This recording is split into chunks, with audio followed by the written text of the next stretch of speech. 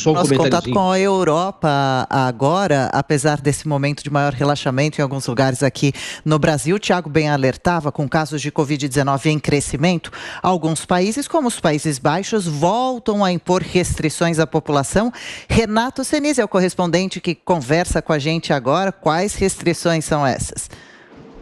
Bom dia, Adriana. Bom dia, Tiago. Bom dia a todos que acompanham o Jornal da Manhã na Jovem Pan. Agora 10h36 aqui no Reino Unido, mais um dia bonito e de muito frio. Temperatura de 7 graus na capital Londres, na beira do rio Tâmisa.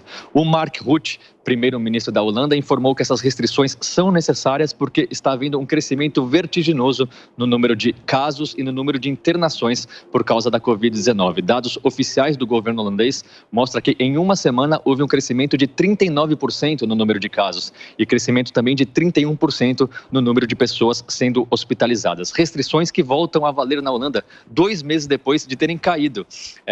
A primeira restrição, obrigatoriedade da utilização de máscara em lugares públicos, lugares como lojas e salão de beleza. Necessidade também do distanciamento social de pelo menos 1,5 metro, algo que acaba afetando diretamente bares e restaurantes, por exemplo, que podem receber menos clientes. E a obrigação do passaporte da vacina, do comprovante de vacinação para entrar em locais como museus, teatros, bares e restaurantes também. Mas o governo aconselha as pessoas a, quando possível, trabalharem pelo menos metade da semana de casa e aconselha as pessoas também a evitarem utilizar o transporte público em horários de pico. Máscara continua sendo obrigatória em transportes públicos também. Então, são essas as obrigações que voltam na Holanda. A Holanda é um dos primeiros países da Europa Ocidental a recolocar restrições em prática. Todo mundo com medo aqui da chegada do inverno, do número de casos crescendo em quase todos os países. A Holanda é o primeiro país a tomar uma medida mais drástica contra a pandemia.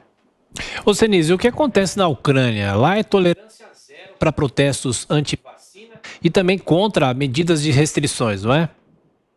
O que acontece na Ucrânia é que os casos também estão crescendo, a vacinação continua num ritmo muito lento e, por causa disso, o governo anunciou ontem a instauração de medidas restritivas um pouco mais severas. A partir da semana que vem, já, dia 8 de novembro, todos os professores e funcionários públicos serão obrigados a apresentarem o passaporte da vacinação, senão terão os salários congelados e serão suspensos de suas atividades. Mas, a partir da semana que vem também, começa a obrigação do passaporte, de apresentar o passaporte da vacinação para realizar viagens de avião, viagens de trem e viagens longas de ônibus. Por isso, hoje houve manifestação.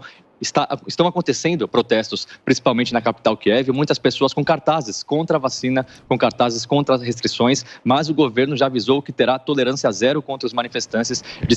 Disseram que se eles continuarem se aglomerando sem utilizar máscara, isso pode provocar um aumento no número de casos, então eles podem ser até detidos. E o ministro da Saúde, o Vítor Liachiko, disse palavras muito duras contra os manifestantes. Ele falou que esse espírito anti-vacina e anti-restrição desaparece na UTI.